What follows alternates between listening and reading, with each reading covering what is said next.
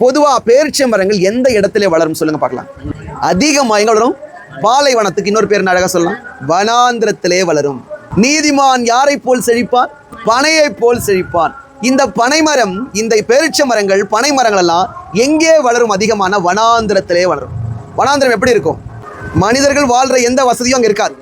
சரி, வனாந்திரத்துல குளிர்ச்சி இருக்குமா, உஷ்ணம் இருக்குமா? உஷ்ணம்னா சூடு, அதிகமான சூடு இருக்கும் இல்லையா? வனாந்திர பகுதியில தண்ணி அதிகமா இருக்குமா? இருக்காது.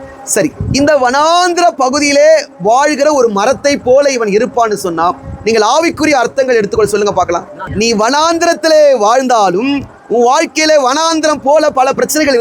வனாந்திரம்னா என்ன? வெயில் அடிக்கும், தண்ணி இருக்காது, பல கஷ்டங்கள் அங்கே நமக்கு வரும், பல துன்பங்கள் வரும்.